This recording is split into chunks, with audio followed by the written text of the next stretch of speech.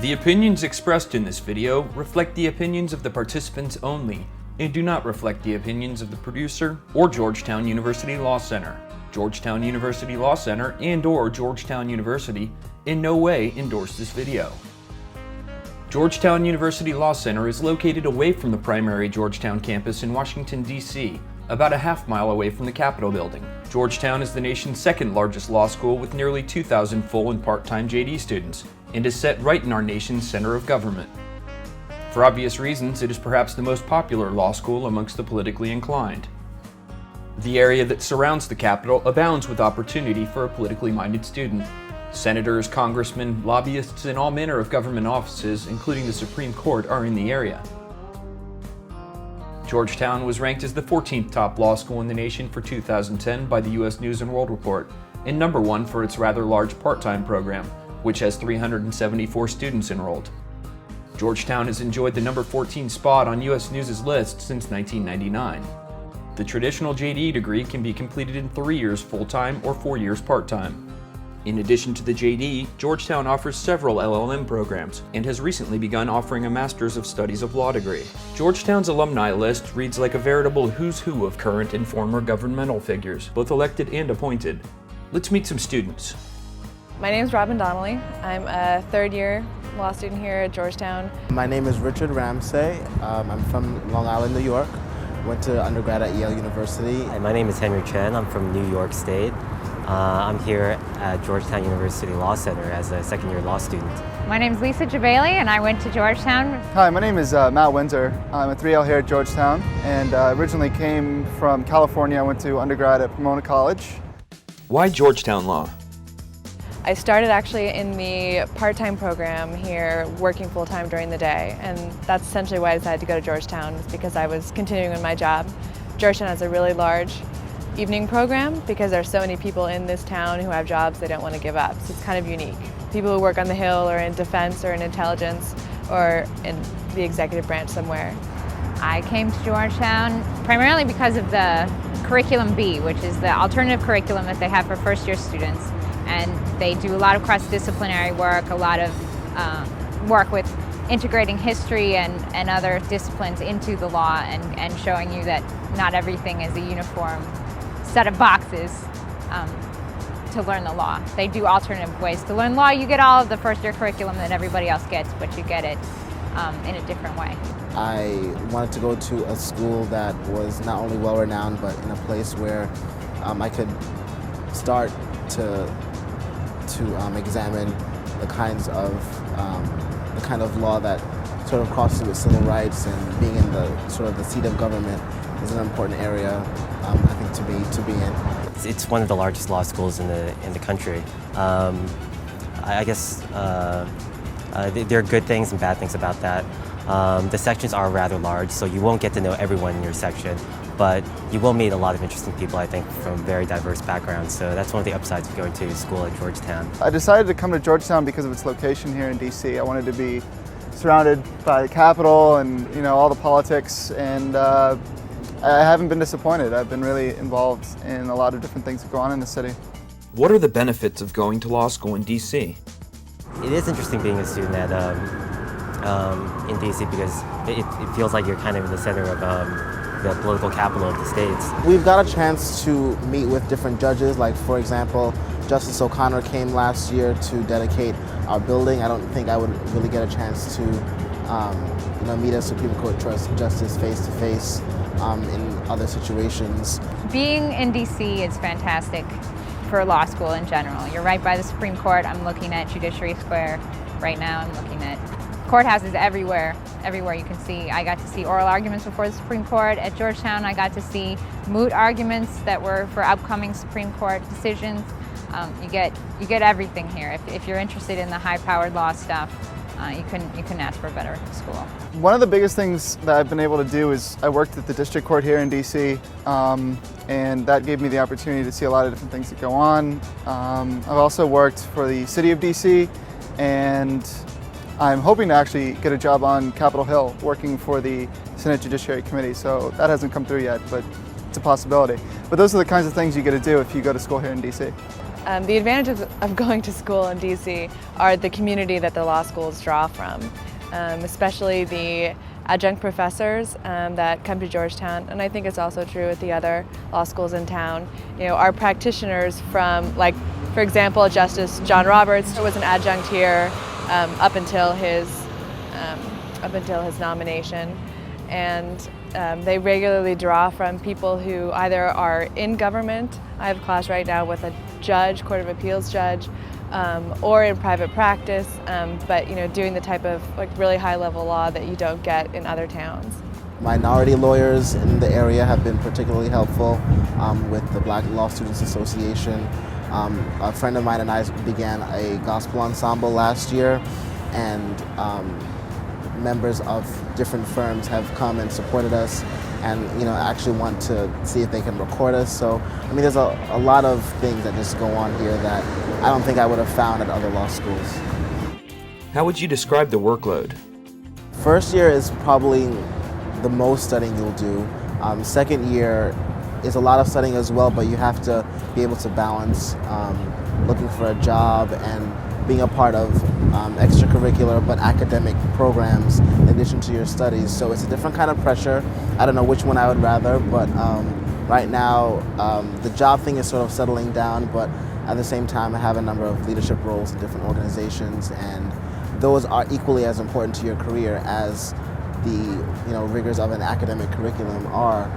Right now I'm also taking my writing requirement for my degree, so and I'm a part of a law journal, so you've got to be able to not only do well in the class for your writing requirement, you also have to be able to write a note or a comment for a law journal and see if you can get that published. So the writing program in particular is rigorous here, and you get a chance to pick your classes your second and third year, and right now I'm taking classes that just are interesting to me, bioethics, things that cross with civil rights and education.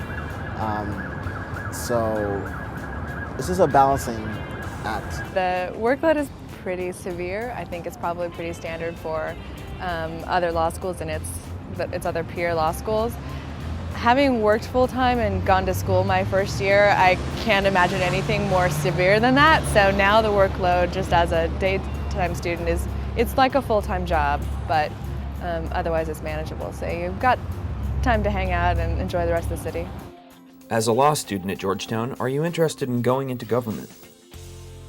I do think that there are students here who are interested in regulatory work and becoming more involved in government jobs, which is nice. I myself don't have that type of interest. I'm more interested in going to work in the private sector, so I'll probably be going back to New York after I finish school here. I probably made up my mind to go into private practice at first, but I tooled around with the idea of actually going into the government. I applied to go to work for the FTC, which is actually right across the street in this building right here. Also applied to the SEC and the FCC. Those are all options I had. I ended up getting a corporate job, but a lot of people in this town go back and forth.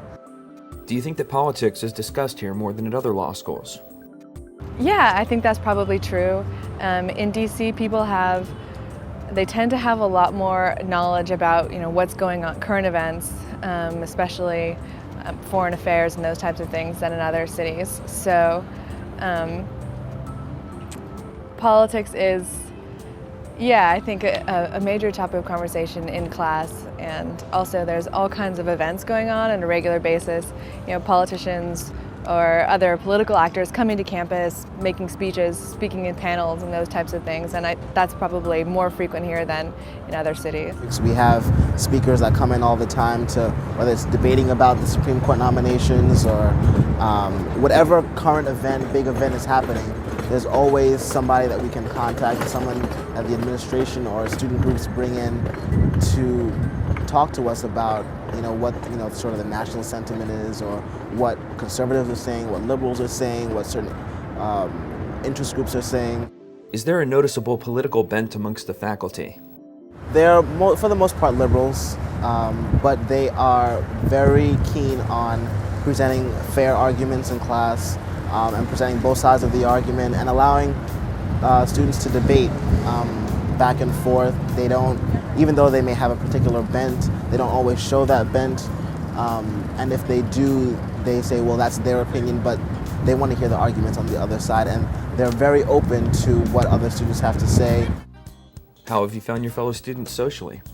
Well, how do you find any law school socially? I was kind of told that, law school's vicious, the people here stab you in the back, rip the pages out of the books in the library. Hasn't been like that at all. Georgetown's a very big school. It's well over 500 people in a yearly class. You'll be put in a section of about 120 people. The people I was in my section were very nice, never had a problem, very supportive actually. I think that the students that have work experience and that are currently working in various levels of government or nonprofits really add a lot to the academic experience. I think it's a much more varied, people have more varied perspectives than in your average law school. Law schools tend to be pretty homogeneous, especially politically, and so having people who spend a lot of time in the real world and who are coming from these jobs really adds to the discussions. And you can have people who have direct experience in the fields of law that you are studying, so they can give you the sort of on-the-ground perspective. What do you think of Washington, D.C. as a city? There are lots and lots of people in their 20s who are from all over the world and really interesting and really well-educated people. And so from that perspective, it's really interesting. At the same time, everything kind of does revolve around politics. So if you're not interested in politics, you might get frustrated. I like DC a lot. I've lived in a couple different places. I've lived in Boston, DC, Denver, Houston, and LA, and I have to say it's my favorite city. Just because I'm a kind of a politics junkie, so I'm naturally inclined to like the atmosphere around here, what people talk about. Just being able to go to the Supreme Court and sit in on an argument, things like that. Away from all the politics, it's a beautiful place. Virginia's a great state to go drive around in. There are things to do on the Eastern Shore in Maryland. I don't find myself really regretting living here. I've found everything that I need. DC is fine and it's nice politically. I prefer the kind of hometown charm that Baltimore has over DC. Well, I'm from New York, so I can't really compare it to New York in terms of social life, but in terms of going out on a Thursday, Friday, or Saturday night, I do find that there are a lot of places to go. I live in DuPont Circle, and a lot of people go to DuPont Circle or Adams Morgan or Georgetown, so there are places to hang out, and that's part of the reason why I wanted to go to law school in a larger city rather than a smaller city. DC definitely has a southern flavor to it. People might not realize that, but it is basically a southern city in temperament. Things move a little bit slower here. Having lived in Boston, it's not a New England kind of place. People are friendly, and even though it is the center of the political universe, it still has this sort of laid-back temperament to it. It's really nice. Coming from the West Coast, there's definitely culture shock.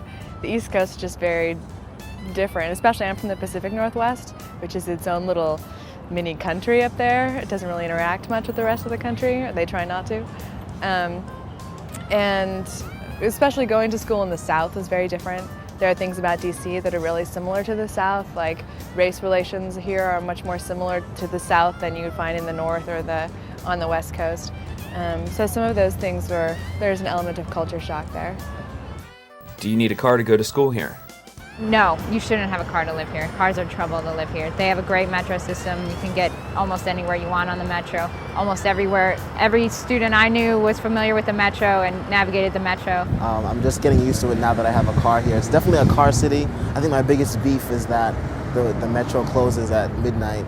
No, you don't need a car to live here, but if you ever want to get out, there's a lot of great outdoor stuff in Virginia and so on and so forth. So you don't need a car if you live in the city and you want to stay in the city, but if you ever want to get out, and there's some stuff that's worth seeing, you need a car. I have a car. I live out in the suburbs in Silver Spring, Maryland.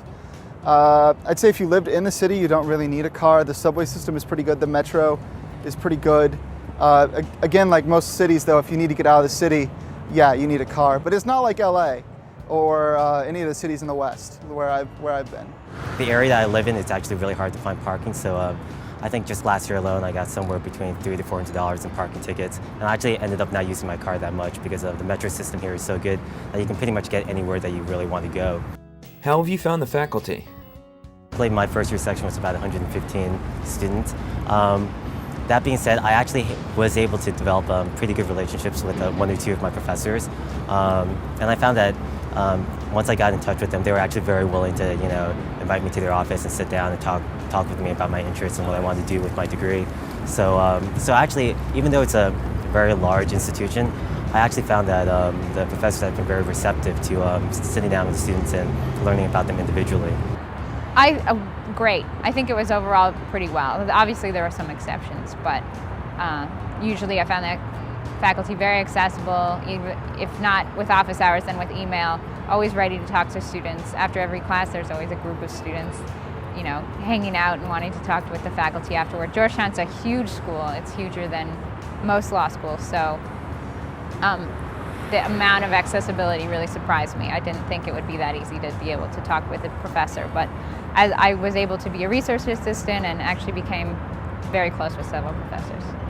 My experience with relationships with the faculty at Georgetown has been really good for the most part. It definitely varies. Some professors have a lot of other activities going on, like they are themselves, active lawyers or judges or what have you, and so they have to devote a lot of time to that. But a lot of the other professors are really devoted to actually working with the students and excited about developing young lawyers, so I've had a good experience. The man I took antitrust law from was the chief economist at the FTC. And that has the benefit of actually, he knows what he's talking about.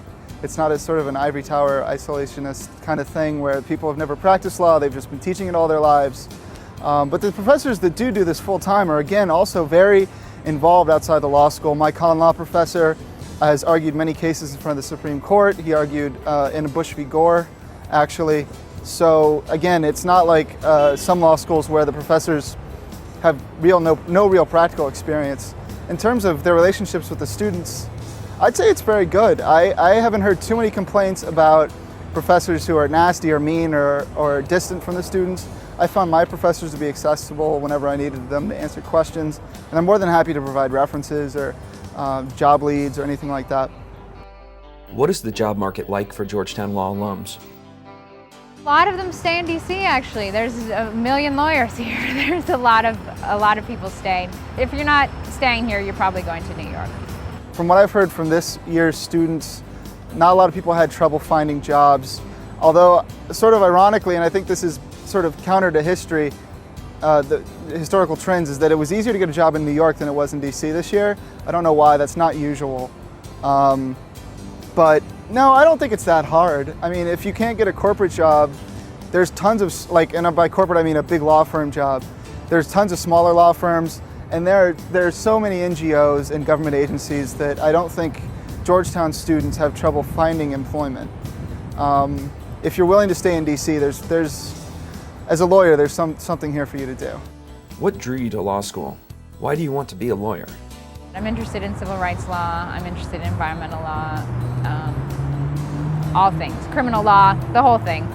I want to be a lawyer because I worked with some lawyers before I started law school, and a lot of people who go to law school don't actually end up practicing law, but being a lawyer provides you with this set of skills. And you can use them in any fields, but they also, with respect to the legal system, are a set of tools that provide access to the system. So being a lawyer gives you those skills that allows you to grant access to that system to other people who wouldn't otherwise have it. And I think that's a pretty cool thing. I'm trying to decide right now whether or not to go to a law firm and practice a defense side law with primarily corporate defendants.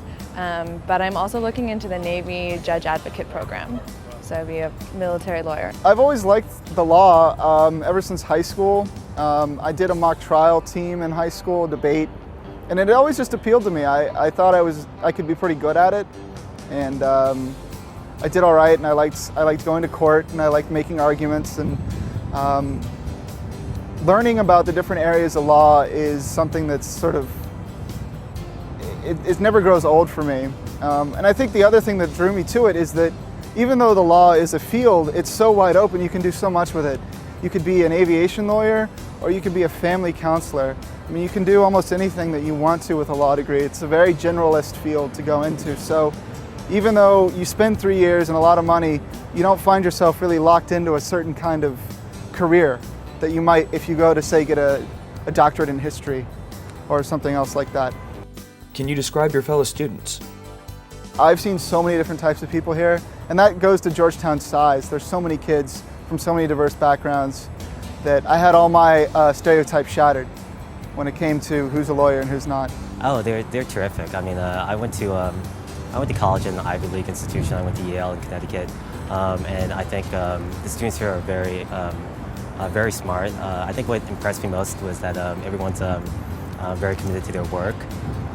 So, yeah, and you get the opportunity to meet some interesting people here as well, because people come here from all over the country. So you really get a really diverse student body. How have you changed in your time at Georgetown Law? Most people I know go in wanting to change the world and come out working in private practice. But that's because they have loans. I had loans too, but I always knew I wanted to be a law professor, and that's kind of the same direction that I'm heading in now. I'm probably a lot more annoying to argue with. You never look at Law and Order the same way. I find myself maybe sometimes catching myself trying to nitpick too much, and that comes from the way you have to think about cases and make arguments in class. But in other ways, it's just a revealing experience when you start to understand the law behind things that people deal with on a day-to-day basis, like say wills and trusts. Everyone needs one, or the law, even constitutional law.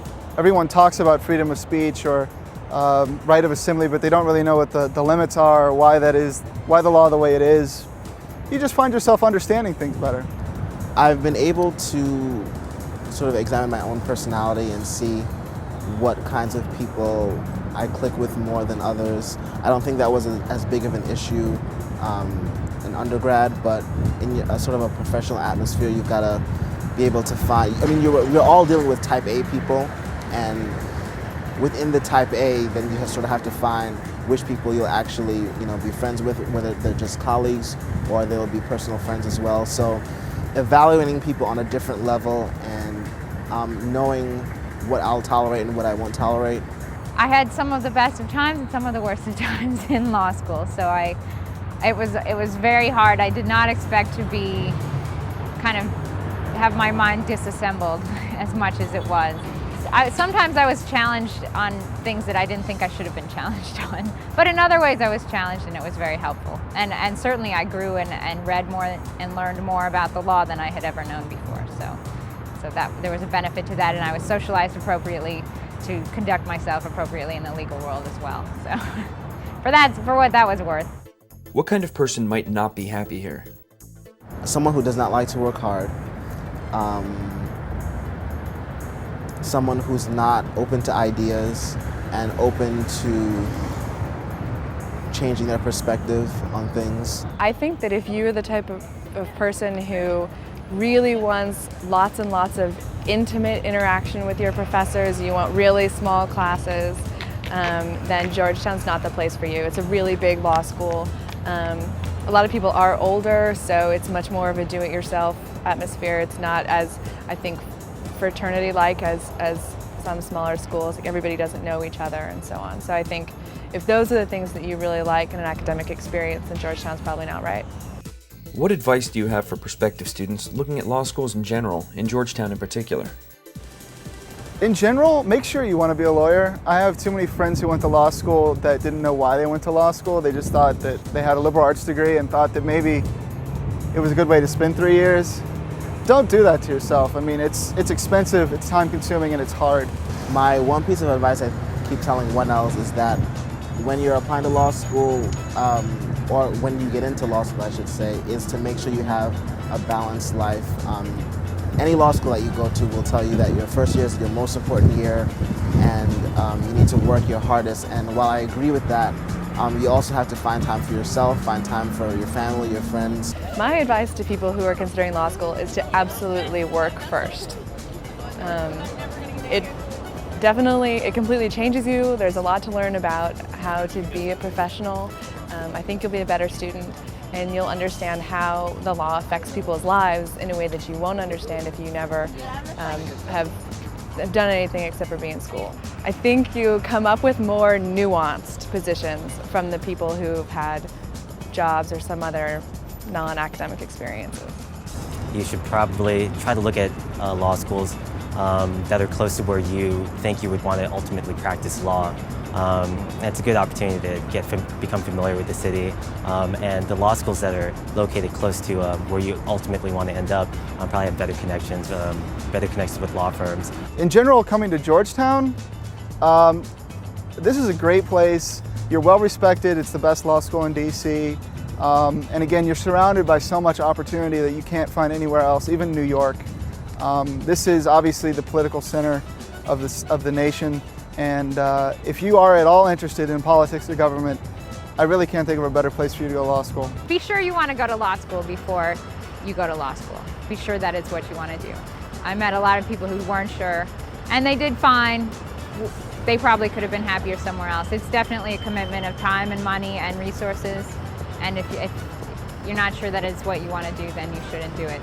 If you're interested in law school, I can't recommend Georgetown highly enough once you make that decision.